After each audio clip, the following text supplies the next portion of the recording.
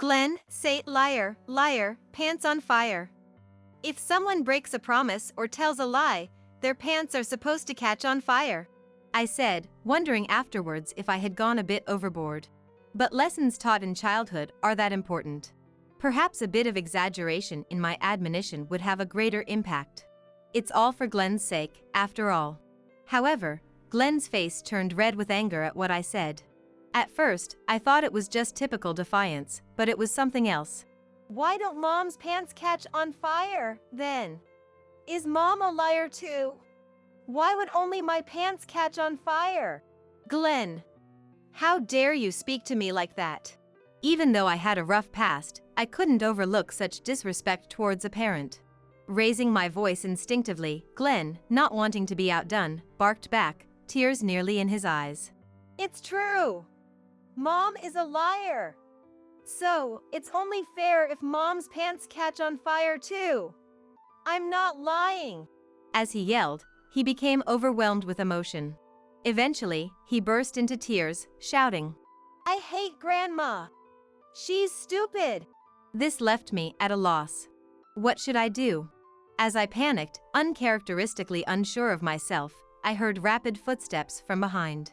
I finally caught up. It seems she was worried and had followed me. My daughter Emerson entered the living room, freezing for a moment at the sight. A crying grandson.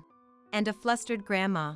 To an outsider unaware of the circumstances, it was clear who the villain was.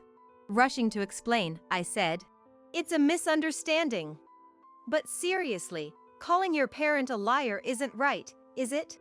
Oh, is that so? Apparently, Emerson hadn't heard the exchange.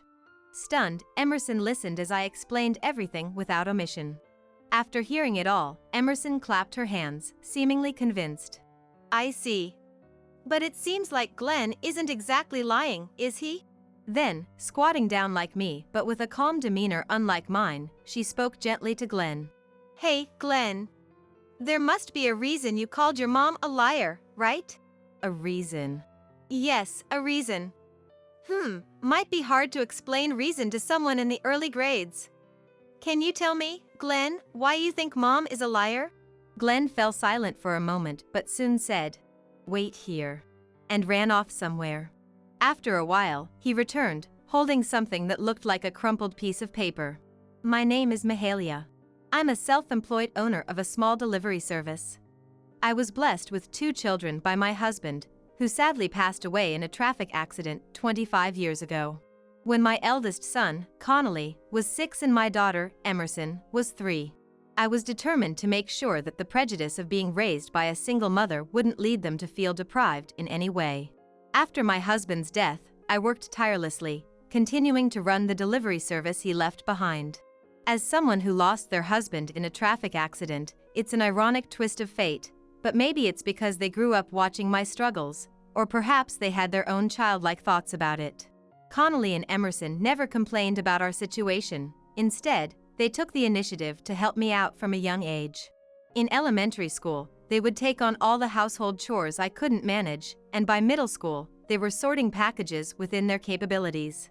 By the time they were in high school, Connolly had decided to pursue a career with a national delivery company after graduation, while Emerson acquired accounting skills during her high school years. Connolly aimed to learn the know-how to stabilize my business, and Emerson intended to assist in managing my company after her graduation. Honestly, as a parent, I had hoped they would graduate from college and pursue their futures without worrying about my circumstances. But I can't say I'm not delighted by their sentiments, and I gratefully accepted their kindness. Despite their unity, the two actually have opposite personalities. Connolly is quiet and serious, much like my husband, while Emerson is spirited and assertive, resembling me. Yet, living under the same roof of our family home, their contrasting personalities might have played a part in keeping their sibling relationship strong to this day. Beyond gender and personality, there's another difference between them: marital status. A few years after joining his current company, Connolly married a woman named Ashley whom he met through work, and 2 years later, they were blessed with a child. A son who looks just like Connolly, named Glenn. With the whole family living in the family home, Ashley moved in with us from the beginning of her marriage, and the arrival of Glenn made our home even livelier. Ashley, now a part of our family, is a reserved and considerate woman, a stark contrast to myself and Emerson. This difference initially caused quite a bit of confusion. It would be more accurate to say I didn't know how to interact with her. However, that feeling of awkwardness quickly dissipated because she took initiative in household chores and worked hard. Ashley and Emerson call each other by nicknames and get along well. I secretly hoped Emerson would start to desire marriage after seeing her brother's marriage and the birth of her nephew, but I remember her contradictory statement while bouncing little Glenn on her knee. Maybe marriage isn't for me. Our life seems better suited to working, and besides, I don't know how to deal with kids. Even though she says she doesn't know how to interact with them, the fact remains that Emerson takes care of Glenn whenever Ashley or I are busy, and Glenn is particularly fond of Emerson.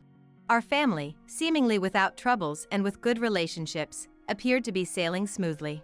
However, none of us, except perhaps the person who caused it, could have imagined that cracks would begin to appear in our peace. It was around the time Glenn started elementary school. Suddenly, Ashley expressed a desire to return to work. Probably, she planned to go back once Glenn, who had been a toddler requiring constant attention, became a somewhat more independent elementary school student. Both Emerson and I, being work-oriented, understood her desire to work. We sent her off with our blessings. Initially, I thought she would opt for a part-time job, but Ashley chose full-time employment. Moreover, her hours were irregular, sometimes returning late at night or early in the morning. Ashley had been the one to take the lead on household chores, but with her working, Emerson and I had to take over those responsibilities. Especially for me, having more free time compared to when I was raising children, I took the initiative in taking care of Glenn. I wonder if Ashley is okay. Emerson would sometimes express concern for her brother's family. Connolly often spends days away from home as a long-haul driver, and Ashley's work hours are irregular. Even though we're taking care of the household chores and looking after Glenn, there's probably worry about whether these factors might cause a rift in the family dynamics. It'll be fine. Ashley is a good wife, and she does come home, after all. That's true, but... Even though Emerson's response was vague, I understood what she was implying. She suspected Ashley might be having an affair. Don't worry. Living with in-laws can be stressful, and she's probably just venting at work. I wouldn't know, though, having never experienced it myself. I tried to laugh it off, but it seemed Emerson's suspicions didn't clear up. She gave a non-committal. Maybe. In a way that was unlike her. Emerson's bad feeling turned out to be true a few weeks later. In an unexpected revelation. That day was the start of Connolly's month-long business trip out of state, a trip that had been planned in advance. Coincidentally, Ashley also had a work trip scheduled for 2 nights and 3 days starting the same day. Emerson was openly suspicious, but I thought it was just a coincidence and didn't worry too much about it. In fact, I was more concerned about Glenn, since it was the first time both parents would be gone for such a long period. However, my worries were unfounded. Glenn woke up at his usual time, ate breakfast as usual, and went to school as if nothing had changed, despite his parents' absence. He would come home, throw his bag down, and then go out to play with friends until the evening, maintaining his usual routine. Just as I was feeling relieved about this, something odd happened. I find this strange. I noticed it while preparing dinner. There was something slightly off about the contents of the refrigerator. Something is missing. I looked around and realized what it was. There was only one pudding left from the ones we received from a client the day before yesterday. When I put them in the fridge, I told Emerson and Glenn. 2 each, but you can only have 1 during snack time each day. Despite this, of the 8 puddings we chilled, only 1 remained. Since Emerson, Glenn, and I each had ours during snack time yesterday and today, the 2 that were supposed to be left were for Ashley. It's worth mentioning that Connolly, who dislikes sweets and wasn't counted due to the expiration date issue, wasn't considered in this equation. Mom? What's going on? You're leaving the fridge open. That's a waste of electricity, isn't it? Just then, Emerson appeared in the kitchen. A secret thought crossed my mind. Something like the criminal always returns to the scene of the crime, a cliché from detective dramas. Given Emerson's demeanor, it seemed unlikely she was the culprit. If she were, she'd better pursue a career in acting rather than accounting. Just checking something. But this didn't fully clear Emerson of suspicion. Yet, feeling somewhat like a detective myself, I couldn't show my hand just yet and closed the fridge as if nothing had happened. Watching her mother's behavior with suspicion, Emerson uttered a disinterested, "Huh," as if she had lost interest. Likely she had come for a drink in the first place. She opened the fridge door that had just been closed. But she seemed to notice the oddity too and quickly closed it again. "Hey, Mom. Did you by any chance eat Ashley's pudding?" "Of course not." I raised my voice, forgetting for a moment that I had even suspected Emerson. With her eyebrows furrowed, Emerson seemed to have only meant it as a check. "No need to get so defensive. I was just asking." "Right, sorry. But that means..." This behavior suggested Emerson likely wasn't our culprit. That left only one possible suspect. At that moment, I felt a gaze on me. Turning around, there was Glenn, peeking out from behind something. Politely enough, he had a bit of pudding residue at the corner of his mouth, which hadn't been there when snack time ended. Our eyes met. As soon as our gazes crossed, Glenn dashed off like a scared rabbit. Convinced I had found the perpetrator, I immediately gave chase. "Hey, Glenn! Wait up!" What ensued was a chase. But it was ultimately a child against an adult. Soon, the little escapee was cornered in a corner of the living room. "Glenn, don't you have something to say before you try to run?" Glenn was silent, looking for an escape but finding none. "Glenn, you ate Mom's pudding, didn't you?" "I did not," he denied fervently, unaware of the incontrovertible evidence on his face. "Don't lie. You've got pudding on your mouth." In a panic, he tried to wipe away the evidence. Such honest reactions are, perhaps, characteristic of children. But that didn't mean it was excusable. I squatted down to look Glenn in the eye, making as scary a face as possible without making him cry, and admonished him. "Glenn, say liar, liar, pants on fire. If you break promises or tell lies, everyone's pants will catch on fire," I said, thinking afterwards maybe I had gone a bit too far. But I've heard that lessons in childhood are important. Perhaps a bit of exaggeration might have a bigger impact. It's all for Glenn's sake. However, for some reason, Glenn's face turned red with anger. I thought it was just typical defiance at first, but it wasn't. "Then why don't Mom's pants catch on fire? Is Mom a liar too? Why should only my pants catch on fire?" "Glenn, how dare you speak to your parent like that?" Even for someone with my past, I couldn't overlook such disrespect towards a parent. Raising my voice unintentionally, Glenn, not wanting to be outdone, barked back with tears nearly in his eyes. "It's true. Mom is a liar. So, it only makes sense if Mom's pants catch on fire too. I'm not lying." As he yelled, he became overwhelmed with emotion. Eventually, he burst into tears, shouting, "I hate Grandma. She's stupid. Look what you've done, Mom. You've made Glenn cry." It seems Emerson was concerned and had followed. Entering the living room with a teasing tone, Emerson caught up. "It's a misunderstanding. But really, calling your parent a liar isn't exactly nice, is it?" "True. But it seems like Glenn isn't exactly lying either, is he?" Squatting down like me, but in a calmer manner, she gently addressed Glenn. "Hey, Glenn. There must be a reason you called Ashley Mom a liar, right?" "A reason?" "Yes, a reason." Might be hard to explain reason to someone in the early grades. Can you tell us, Glenn, why you think Mom is a liar, to me or Grandma?" After a moment of silence, Glenn quickly said, "Wait here," and ran off. He returned after a while, holding something that looked like a crumpled piece of paper. "What's that?" At first glance, it looked like nothing more than trash. Still half crying, Glenn carefully unfolded it, and what appeared made us even more puzzled.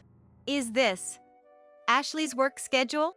Yes, it was indeed Ashley's genuine work schedule. From last month. How this connected to being called a liar wasn't immediately clear. "Wait a second. Could this mean?" Emerson seemed to realize something right away. And Glenn, understanding that his message had been conveyed, nodded vigorously several times.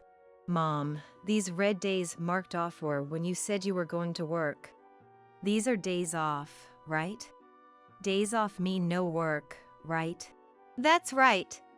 You figured it out, Glenn. Emerson hugged a still nearly tearful Glenn tightly. Calmed by the embrace, Glenn smiled slightly in her arms. I stood there, stunned, as if left behind. No, maybe my brain was refusing to comprehend. Continuing over Emerson's shoulder, Glenn spoke. Grandma, I'm not lying, okay? Sometimes Mom talks on the phone with someone I don't know and then goes out to meet them. I overheard it. Even this business trip, she packed her bag with lots of pretty clothes and seemed really excited. Mom, this.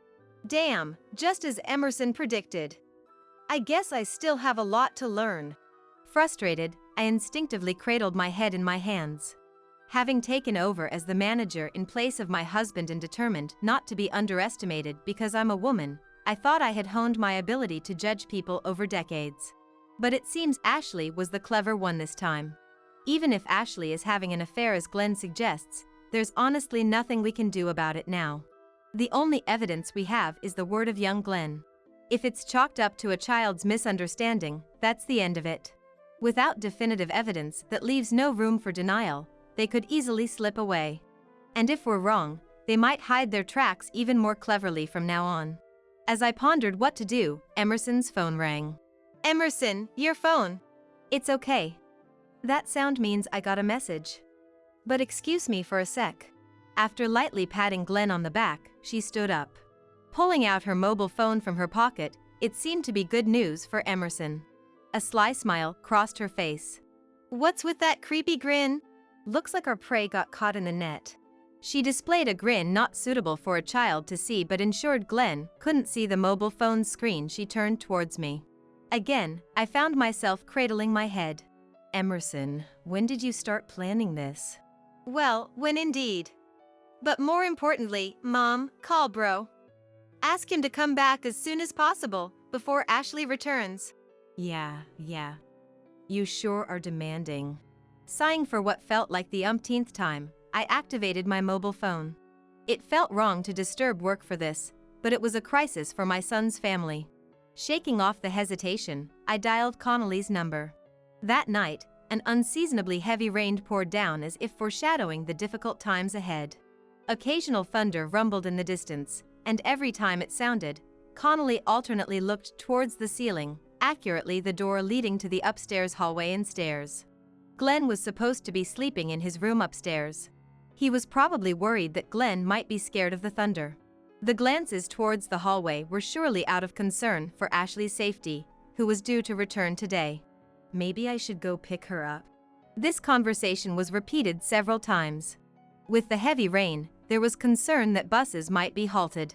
Too severe for her to make it back on her own. Driven by such concerns, Connolly repeatedly tried to go to the nearest bus stop to pick up Ashley. But Emerson and I desperately stopped him. If you go to pick her up now, everything will be over. Plus, if Ashley was really in trouble, she'd at least send a message, I argued. Exactly. Bro, why did you rush back from work if not for this? Emerson added. It's not like I abandoned anything. I made sure to finish up what I could before coming back, Connolly defended himself. This exchange was repeated numerous times. Amidst the sound of the rain, it seemed like we heard the front door unlocking. Instantly, the three of us fell silent.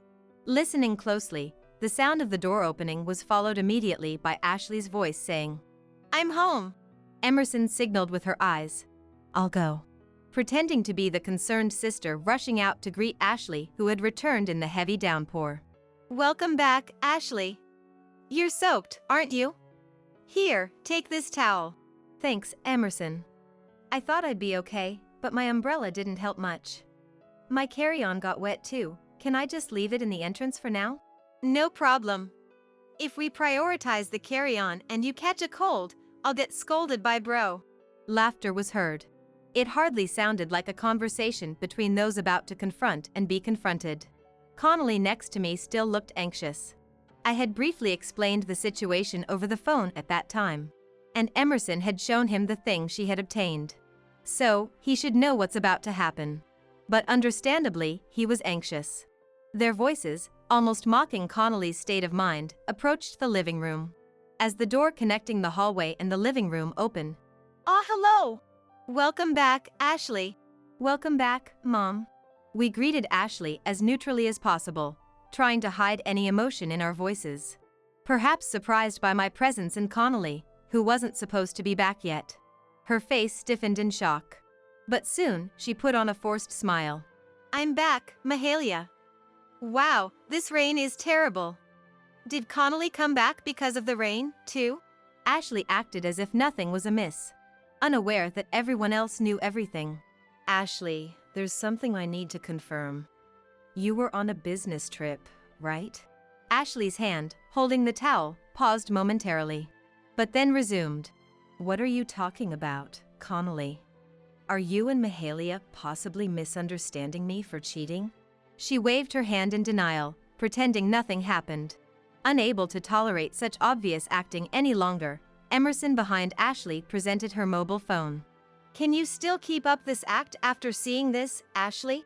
Ashley's face turned pale. Displayed was a single image. Though taken from a distance and likely zoomed in, the quality was clear thanks to modern technology. It unmistakably showed Ashley arm in arm with an unfamiliar man, looking intimate.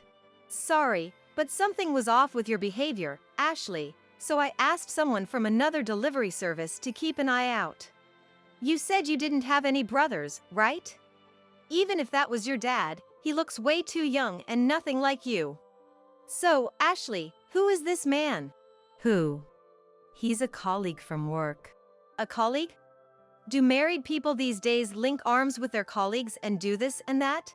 With deliberate exaggeration, ensuring Ashley couldn't escape, Emerson started sliding through the photos one after another. What appeared next were scenes of the two walking through bustling streets, looking very much like a couple. Some photos even captured them kissing without concern for onlookers or entering what appeared to be a hotel on a different day. See, here's the evidence. Wouldn't it be better to just come clean? Emerson pressed Ashley with a look that seemed devilishly delighted at having found her toy. I couldn't help but wonder whom she had taken after at that moment. Shut up, you single woman!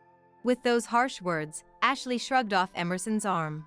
Ashley's sudden change caught Connolly, Emerson, and even me by surprise, freezing us in shock for a moment. Yeah, you're right. I was having an affair. Are you happy now? Ashley, let's calm down, okay? Calm down? What are you talking about, you worthless husband? I married you for your money. And I never wanted kids, but you went and screwed that up too. What are you going to do about it, huh? The slap resounded as loudly as the rain, leaving a silence dominated only by the downpour. My palm throbbed with delayed pain. When was the last time I had slapped someone? Perhaps when Connolly or Emerson was young? Or even earlier? But that didn't matter now. Enough of this, you're embarrassing yourself. I quietly observed Ashley, who was touching her slapped cheek. In her shocked eyes, my stern gaze was reflected sharply. You married for the money? Marriage isn't something you trivialize. It's about wanting to spend your life with someone, regardless of their income. If you love money so much, marry it. Is your affair partner richer than Connolly? Then go, marry him right now. Snorting, it seems Ashley recovered from the shock of being slapped. She gritted her teeth and glared at us with all her might. But to me, this was nothing more than a puppy trying to seem fierce, especially compared to the opponents I faced back in my rebellious days. Fine. I'll leave this house myself. With those words, Ashley threw the towel she was holding and stormed out to the hallway. Soon after, the front door was slammed shut, as loudly as the rain. The living room returned to a state where only the sound of rain prevailed. Emerson, who had remained silent until now, finally spoke. Bro. Perhaps worried that her well-intentioned actions had inadvertently hurt her brother more than expected. Tentatively, she reached out to Connolly, who quietly stood up from the sofa. Sorry, Emerson, Mom. I'm going to my room. Connolly, looking utterly defeated, followed Ashley out to the hallway.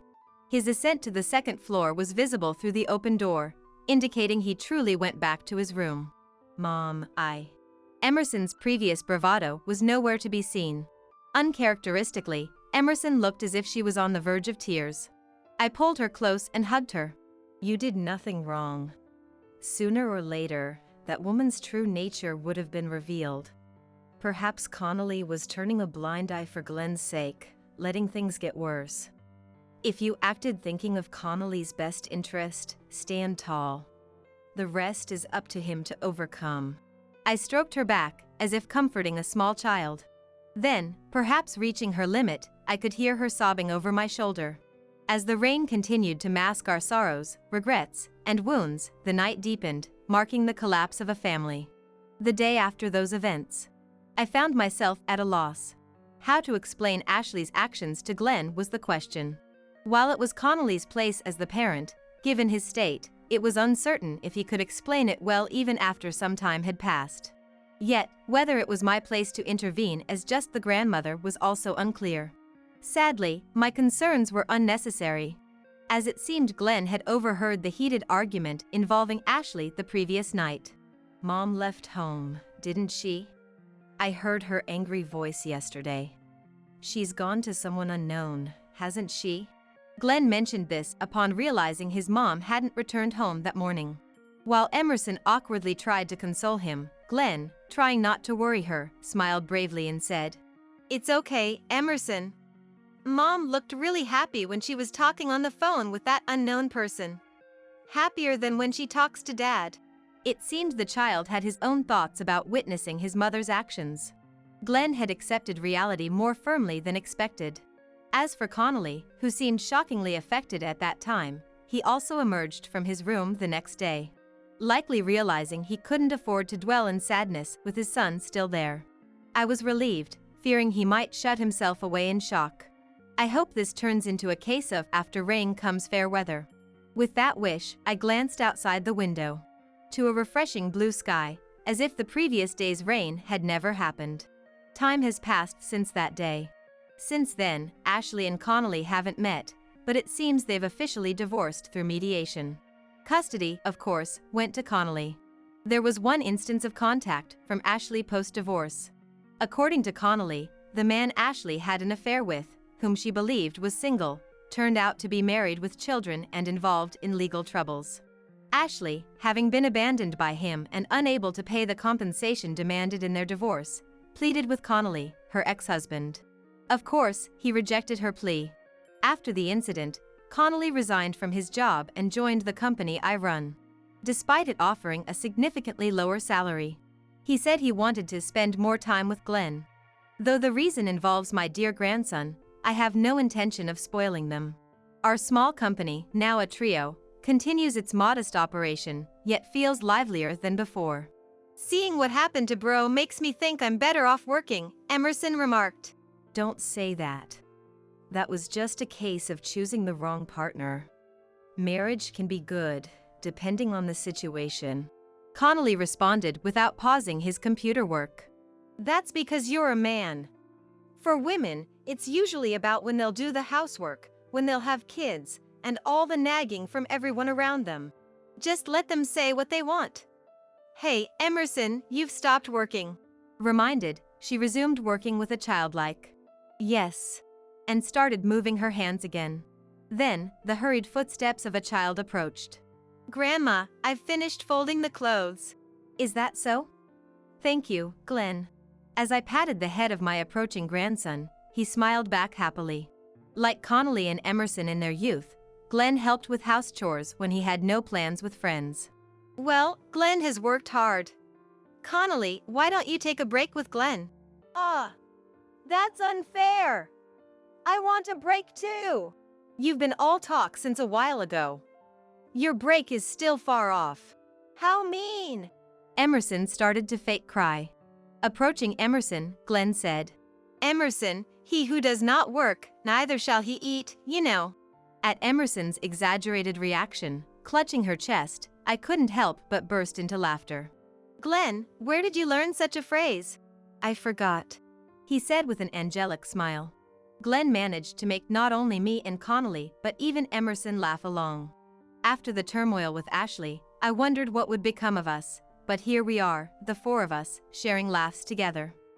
Our days are not without challenges, but they are filled with joy. Have we really reached after rain comes fair weather? I hope that this ground we've settled on remains solid, allowing our peaceful days to continue.